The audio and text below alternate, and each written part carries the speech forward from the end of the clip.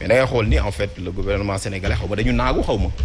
parce que mënoo am pandémie mënoo am mbas mu mel ni on n'a pas encore trouvé un médicament boo xamante ni donc à 100% donc dina mën a permettre donc nga donc vaincre la maladie donc ñu mën a jël donc benn recul bi ba résultat yi ñu amoon ñu perte ko. benn bi ci topp mooy da ngay gis ni tey par exemple même dans la démarche tey Sénégal boo doon laaj quels sont les vaccins obligatoires ou bien quels sont les vaccins autorisés tu aurais du mal à le comprendre ou bien à le connaître boo demee ci surtout ministère de la santé da ngay lire wëral man du ma ko fa gis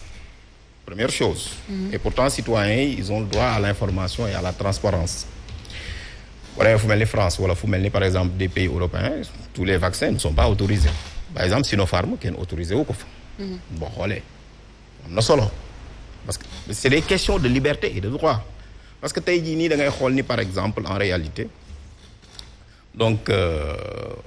au niveau de l'Union européenne d'ailleurs les vaccins yi nga xam ne sax dañu ko autorisé dañu joxe durée ne leen mais c'est conditionné. Pourquoi? Parce que c'est l'urgence qui le justifie. Mais boo ñëwee Sénégal da ngay gis ni en termes de responsabilité maintenant daf fi am lu fi xew parce que man mënuma d'accord te loolu dama koy wax di ko waxaat mooy sa question ñu ne mbas daf fi am. Même suñu lever état d'urgence. Il y a des mesures de haute police qui ont été prises. Tey jii le ministre de l'Intérieur dëggalaat na ko par arrêté. Le président de la République moom nga xamante ne ministre de l'Intérieur est le prolongement du président de la République. C'est le ministre de l'Intérieur qui met en musique cela. Moom président de la République am na ci tey part de responsabilité. D'ailleurs même da nga koy sentir sax pour mu mun a sax interdire nit ñi tey benn problème te tey la communication dañ naan pourquoi lii. Donc voilà on ne peut pas maintenant même bu fekkee loolu am na sax. jël cet argument mais day argument boo xamante ni tey dina mettre trop nga mun ko xeex parce que tey jii nii la responsabilité mooy ñoom est-ce que au moment où des rassemblements amoon nañu ba tey ñu toll fii wala dara est-ce que le président de la République était informé parce que loolu c'est une question de notre démocratie parce que boo jëlee dëkk bu mel ni France par exemple Édouard Philippe dem na il y a des plaintes yoo xamante ne dafa nekk ci ndoddam mu ngi devant la cour de justice de la République parce que foofu syndicat de la santé et des médecins dañ ne ko yow ak le président de la République da ngeen a yéex a déclencher urgence sanitaire état d'urgence sanitaire donc il y a plus de 65 plaintes là-bas. Oui. Au Sénégal on nous a pas dit troisième vague bi muy ñëw ndax xam nañ ko et cetera il y a pas de communication à ce niveau beneen bi ci topp mais damay wax ni il faut que aussi ñu ñuy wax la situation des hôpitaux man damay gis dans le communiqué du ministère de la santé par exemple et d'ailleurs monsieur Gaye mi ngi koy wax d'ailleurs sëñ Saliou mi ngi koy wax il faut que ñu xamante ne les médecins tey jii nii il faut ñu mën leen a dooleel et puis il faut aussi ñu xamante ni c'est des soldats de la santé mais il faut aussi ñu wax sur la situation des hôpitaux li fa am parce que ñoom dañu am obligation de réserve mënuñu wax mais am na loo xam te il faut ñu wax ko que doit faire l'État du Sénégal. Est-ce que da ngay décrier kon manque de transparence walaay ñëw parce que loolu la en fait xam nga responsabilité nga ma laaj donc la responsabilité bëgguma mu doon un principe boo xam ne dañ koy évacuer rek complètement donc soo xoolee tey par exemple ñi nga xam ne ils sont dans le corps médical tey beaucoup d'entre eux ils souffrent moi j'ai vu des médecins yoo xamante ne dañu choper le virus j'ai vu des médecins yoo xamante ni tey parfois dañuy craquer et donc une situation boo xamante ni tey jii nii mais il faut que ñoom ñu faire face parce que ils ont fait le serment d'Hippocrate léegi maintenant en termes de responsabilité boo jëlee par exemple nos gouvernants soit il y a deux choses parce que nous on n'a pas cette possibilité-là dans ce pays par exemple beaucoup de gens du ñu am n'est-ce pas ce réflexe-là aller surtout vers les tribunaux pour demander ce qui s'est passé réellement et pourtant le gouvernement du Sénégal mi ngi ci dëgg sax boo xoolee parce que l'article 12 du pacte international relatif aux droits civils, sociaux et économiques permet au gouvernement, permet même à tous les États quand même de maintenir une situation pour pouvoir donc vaincre le péril sanitaire beneen bi topp nag ma delluwaat aussi au niveau du bas parce que cette responsabilité rek dañuy définir c'est dans le haut non il y a aussi la responsabilité des collectivités territoriales et que même le code général des collectivités territoriales dafa am lu mu sas tey maire yi mais damay gis ni ñoom ñu ci bari ba ñu joxee xaalis gouvernement bi rek wala kii dañoo toog jàpp seen ñam peut-être que aussi à leur corps défendant mën nañ ni ñoom amuñu benn prise sur la chose beneen chaîne de responsabilité mi ngi noonu beneen bi ci topp mooy en réalité il faut ñu nangu loolu c'est-à-dire que tey jii nii Sénégal quelle responsabilité maintenant individuelle et collective à ce niveau maintenant il faut deux choses il faut ñu xam ni en fait pour avoir des citoyens responsables il faut les responsabiliser maintenant pour les responsabiliser il faut prendre des mesures yoo xamante ni c'est des mesures yoo xamante ni didactiques pédagogiques ñu nangu ko mais damay jàpp ni toujours dama koy wax boo xoolee le gouvernement il est un peu à bout de souffle des mesures yu ñu jëloon depuis mars 2020-2021 donc ñoo fi nekk. man dem naa sax ba wax ne leen suñu mënatul sax jël des mesures parce que du point de vue symbolique rek. mënoon nañoo dem sax ba aller vers une charte du vivre ensemble sanitaire. Toutes les mesures qu'on avait prises mun nañ ko rapatrier foofu. donc il nous faut cette responsabilité parce que il y a deux choses la responsabilité de décider mais aussi la responsabilité de rendre compte les gens sont en train de décider. mais aussi la responsabilité de rendre compte te foofu noonu nag day am beneen problème. problème boobu mooy lenn en réalité ni ñu gérer mbas mi ba tey boo xoolee. la plupart du temps man ni ma koy gisee mooy chaque jour donc on nous donne des communiqués c'est bon on nous dit donc voilà mais la plupart du temps on ne nous donne pas en fait l'information que nous voulons l'information sanitaire. par exemple voilà gis naa ne am na ñoo xamante ni tey par exemple ils sortent le ministre de la justice même son communiqué s'il est donc voilà am nañu ko kii l'essentiel est que il a communiqué et ça c'est bien en soi parce que pour man dafay loo xamante ni transparence la pour wane ni donc voilà mais le président de la République en tant que tel moom ci boppam il faut mu def yenn acte parce que il est investi d'une responsabilité et combien d'actes ngay xaar tey jii ci président de la République par exemple le président de la République tey keroog commencé nañ ko gis mu dem ci yenn centre di ko commencé visiter boobu c'est un premier acte à saluer mais am na leneen lu des c'est-à-dire que tey jii nii moom war na mun a wàcc vers les populations mu wax ak ñoom am na benn langage bu mu war a tenir mais l'autre chose mooy le président de la République il doit trouver un discours boo xamante ne dafay motiver ñi nga xamante ne mooy le personnel de santé mais beneen bi ci topp aussi il faudrait que ñi nga xamante ne dans ce pays c'est des personnes yoo xam ne porteurs de voix il faut ñu mettre leen à profit parce que tey soo xoolee l'information elle est bloquée mais la seconde chose c'est que on n'arrive pas à sensibiliser les gens loolu lan moo ko indi mooy le relâchement au niveau le plus élevé te damay jàpp ni foofu lay daanele le président de la République moom ci boppam loolu am na ci responsabilité parce que bi mu ñu waxee ni il faut apprendre à vivre en présence la wax sax du virus mais au-delà de ça dafa ne donc voilà la maladie est toujours là le virus est toujours là ñu takk masque et cetera mais beneen bi ci topp mooy tey jii dama jàpp ni nga daanele foofu voilà foofu lay daanele le président de la République am na lu mu waroon a jël comme mesure man dama koy wax tout le temps mooy lan en fait tey jii nii il faut rationaliser certaines dépenses dama jàpp ne dinañ ci ñëw conseil constitutionnel moo ne woon mënuñu fi yokk mandat mënuñu ko fi wàññi pour man le mandat des hauts conseils des collectivités territoriales est terminé ce budget qui est là-bas il faut le rapatrier au niveau de la santé pour pouvoir donc abréger les souffrances des personnes qui souffrent qui sont dans ces hôpitaux là. alors dinañ ko gën a approfondir mais Serigne Saliou su ñuy wax tey situation est-ce que cette situation est maîtrisable parce que gis nañ ne que il y a eu quand même plus de 400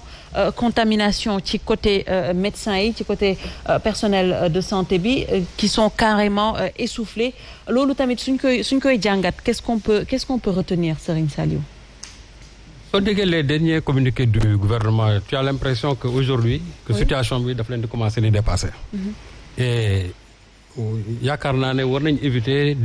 de nekk ci dans une situation de sauve qui peut. et à brève échéance su fekkee ne lii dafa nar a continuer boo deful ndànk ci loolu lañ jëm li ma njëkk a jaaxal moo di personnel de santé bi lan moo tax ñoom ñëpp ils n'ont pas été totalement vaccinés d'autant plus que ñoom ñoo nekk en première ligne donc parce que dama ci gis ñoo xamante ni et ça moom même sama ñu ma ci interroger ñoo xam ne ils sont pas vaccinés qu'est-ce qui a fait de sorte que aujourd'hui on n'a pas en tout cas ils n'ont pas été assurés ñoom ñëpp d'être vaccinés loolu c'est un premier problème deuxièmement xam nañ ne ba mbas mi commencé ba léegi personnel de santé bi dañu essoufflé parce que depuis lors pratiquement depuis 2 ans noppaluwuñu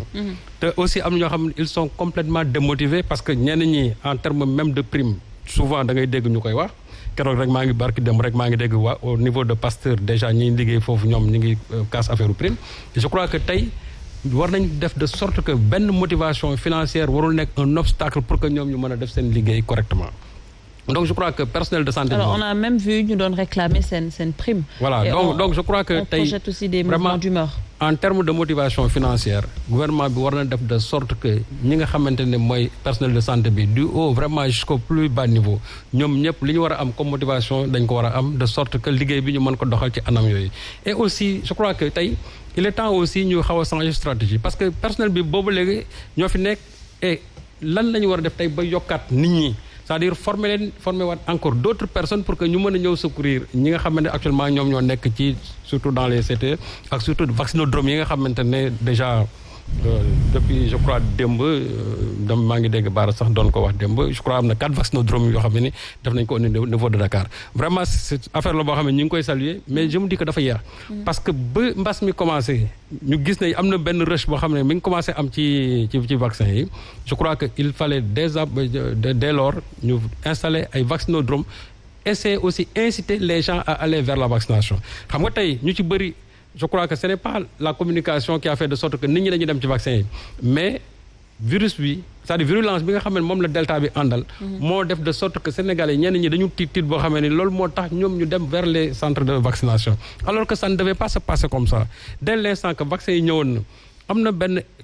communication bu efficace boo xamante ni gouvernement bi waroon na ko jël faire de sorte que nit ñi sans pour autant ñu contraindre c'est-à-dire avec une sensibilisation au niveau de la communication war nañ mën a dem ci centre de en tout cas de vaccination yi ou bien ci vaccinodrome yi ñu dem ñu ñàkk leen mais tey ñu bëri ñi nga xamante ne dañu dem ci vaccinodrome yi en réalité c'est pas la communication du gouvernement c'est pas aussi parce que tout simplement dañ leen non ñenn ñi dañu tiit loolu moo tax ñoom ñu dem tout simplement ci vaccinodrome yi et je crois que jusqu'à aujourd'hui dafa am ay ñoo xam ne ni ils sont toujours réticents par rapport même à la vaccination mooy ce qu'on appelle les anti-vax léegi nag ñooñu comment on doit faire aujourd'hui pour les pousser ñu dem vacciner wu ji parce que tant que am na ay poches yoo xam ne ni des na vacciner wuñu leen toujours mbas mi du fi jógee et il faut nécessairement que ñi nga xamante ne dañ leen war a vacciner bien sûr avec la disponibilité des vaccins ñu vacciner leen mais loolu je crois que en termes de communication des na parce que ñu ci bëri gis nga vaccin yi daf leen xaw a jaaxal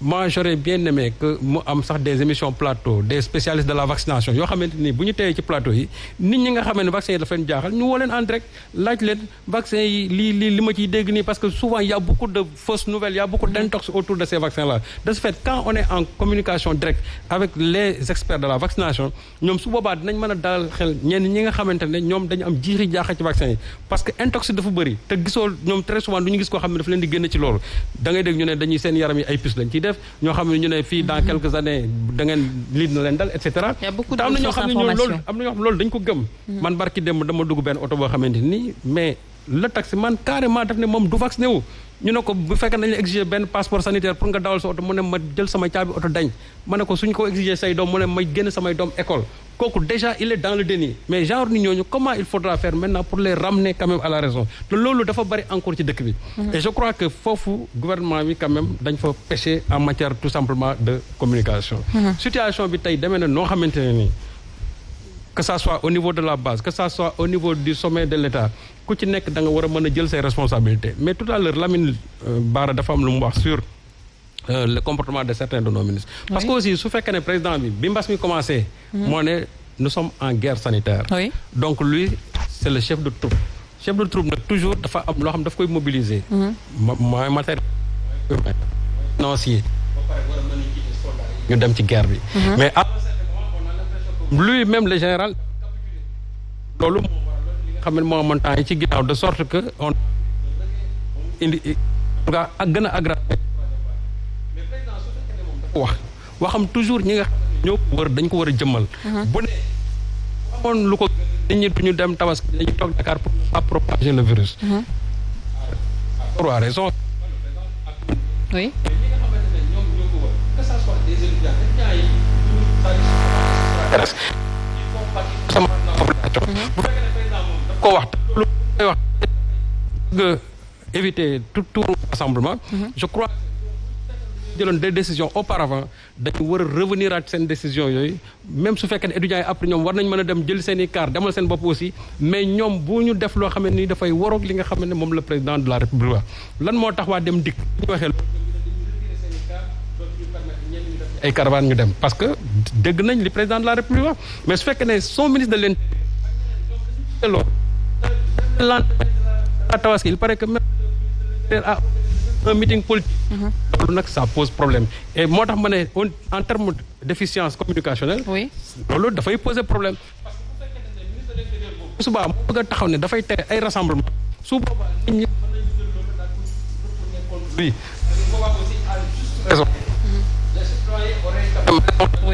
du tout se plier aux injonctions du ministre de l'Intérieur moo tax ma ne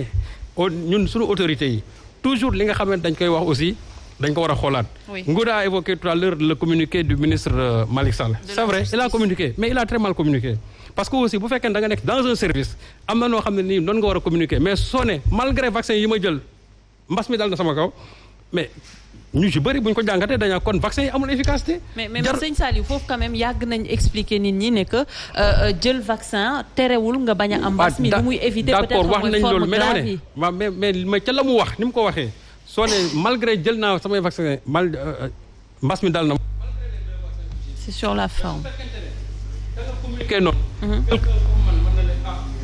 moom na ñaari dose am te terewul mbir mi dal na ko kon yëf yi vraiment est-ce que jar na dem di ko jëli. parce que bu doon benn nit rek la koy xañ aussi en termes de communication moi je dis que ça a été quand même maladroit. ministre bi mënoon wax ne mbas mi dal na ma mais mënoon sax bañ a communiquer sûr que man ma vacciné wu naa mais mënoon ne affaire bi dal na sama kaw en termes de communication c'est bien mais boo nee nag dal na ma malgré vaccin yi nga xam ne ñàkk yi loolu mooy ñàkk bi amul njariñ et pourtant ñàkk bi am na njariñ loolu aussi nee ne lu ma ci wax moo di les spécialistes de la vaccination ñoo war a toog